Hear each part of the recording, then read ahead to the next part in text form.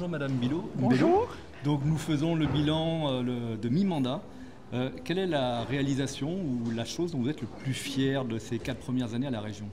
Eh bien, écoutez, sur un budget de 1,254 milliard d'euros, nous avons 59% d'investissement, 738 millions d'euros contre 403 millions pour la mandature précédente. Et nous avons mis vraiment le développement humain parce qu'on est sur un territoire qui est un territoire avec beaucoup de difficultés. Et c'est pour cela que la première des choses, c'est l'éducation. Et voyez l'effort considérable que nous faisons pour l'éducation avec l'effort qui est fait, 4 800 € par enfant qui va dans un lycée. On a mis la cantine à 1 €, on a mis le transport aussi gratuit pour les étudiants, pour les personnes qui sont fragiles. Et donc ça, c'est important. Et aujourd'hui, on peut dire que le lycée des métiers de la mer, ça n'est plus une arlésienne. Et donc ceux qui veulent se l'approprier, eh bien, ça fait plus de 10 ans que je cours après. Et quand l'opposition dit qu'on a construit, nos lycées ne sont pas construits, mais il faut regarder quand même, ils sont restés là pendant 12 ans. Et ils ont construit le lycée de Belle-Pierre, parce qu'il était un projet de la mandature précédente. Et donc, c'est cela aussi que nous devons voir. On nous accuse aussi de ne pas aider, parce qu'on a la compétence économique, de ne pas aider les entreprises. Eh bien, il y a 10 000 petites entreprises qui sont aidées. On focalise surtout sur 2 entreprises, mais vous savez aussi qu'il y a des règles pour aider les entreprises. Il faut que les dettes fiscales et sociales soient réglées. Et c'est cela aussi qui nous empêche, et parce qu'il y a une réglementation, et cette règle-là, il faut aussi absolument qu'elle soit respectée. C'est cela que nous faisons. Et donc, il y a tout ce travail qu'il y a encore à mettre en œuvre. Il y a le schéma d'aménagement régional qui est aujourd'hui discuté. Ce schéma d'aménagement régional où on a fait de la concertation pour que cela se fasse. Nous voulons absolument préserver les terres agricoles. Il y a 4 000 hectares que l'on doit reconquérir. Mais il y a également la mobilité. Il y a eu les états généraux de la mobilité, et donc où il y a eu 11 000 contributions pour les états généraux de la mobilité, et à 77%, les Réunionnais veulent avoir un train. Et ce train, vous savez aussi qu'il a été dit qu'il y a 100 milliards qui vont être dédiés au train en France hexagonale, et les conseils régionaux de France disent que ça n'est pas assez. Mais s'il y a 100 milliards, nous revendiquons aussi la dotation ferroviaire pour qu'à La Réunion, nous ayons un train. Nos voisins, ils ont des trains qui ont été faits par des puissances étrangères, à la fois Maurice et même les Comores, ils ont un train. Nous avons besoin aussi d'un train. 400 000 Réunionnais qui sont en voiture, un train qui aille de Saint-Benoît jusqu'à Saint-Joseph. C'est une nécessité absolue. Et vous savez aussi, parce que comme on ne peut pas avoir le train tout de suite, bien aussi, on a fait l'acquisition de bus, de cars jaunes. Et je sais aussi que avec les intercommunalités, il faut que nous travaillions parce que les personnes, on vit sur une montagne et les personnes qui vivent dans les écarts, quelquefois elles doivent attendre 1 heure, 2 heures pour qu'elles pour prendre le bus. Et cela, c'est ce travail que nous avons à faire pour les mobilités ici à La Réunion. Nous avons aussi, parce qu'on est entouré aussi par un océan, nous avons besoin aussi, nous mettons aussi en œuvre une compagnie régionale maritime. On a besoin aussi que nous sommes dans le conseil portuaire. Nous avons, c'est important, la porte économique de La Réunion, c'est le port. Mais on sait aussi que nous n'avons pas, les grands bateaux ne peuvent pas rentrer ici dans le port parce que nous avons besoin de, comment ça s'appelle, de draguer. Je trouve pas le mot. Et donc, vous avez l'avantage non, c'est parce qu'il n'est pas assez profond. Et donc, oui, voilà.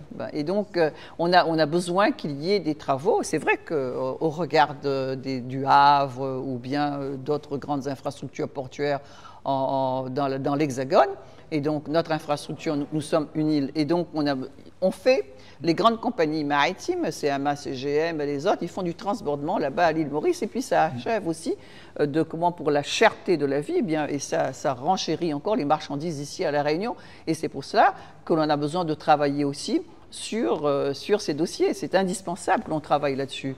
Et donc peut-être que vous avez d'autres questions. Oui, une deuxième question. Pendant de ces réussites, enfin de ces satisfactions, de ces fiertés, quels sont sur ces 4 ans les moments où vous avez pu être déçu?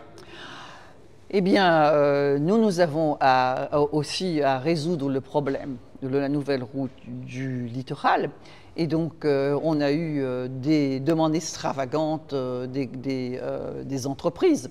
Et donc, et on est parti jusqu'au tribunal.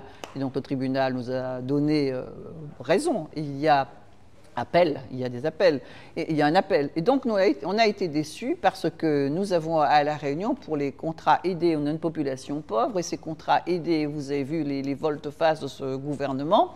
Et donc, on est parti des emplois jeunes entre 97 et 2002, et puis c'est parti en se dégradant. Et donc, on a presque 650 ravines à La Réunion, et ces emplois verts sont absolument... c'est important. Et donc, je vois, il y a une distorsion parce que l'on a privilégié les emplois qu'il y a au conseil départemental, et nous, on doit, et les communes et la région, on a une prise en charge moindre nous, on doit prendre tout en charge, et le gouvernement prend moins en charge les besoins que nous, on a.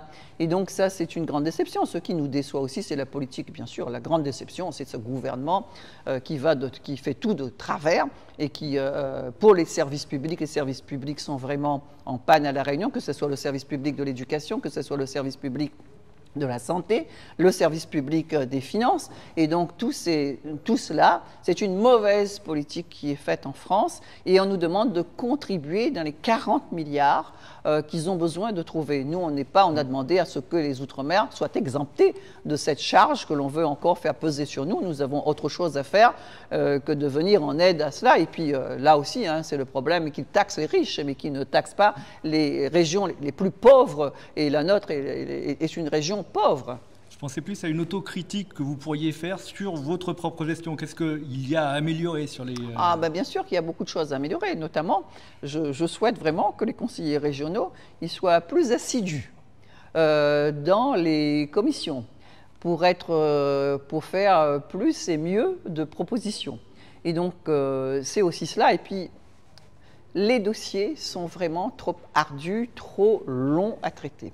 Et ça, les administrés aussi nous le disent, c'est bien trop long le traitement d'un dossier. Et donc on a besoin, et il y a des gens qui nous disent encore aujourd'hui que, écoutez, votre commission permanente a voté telle ou telle chose, et nous, on n'a toujours rien vu.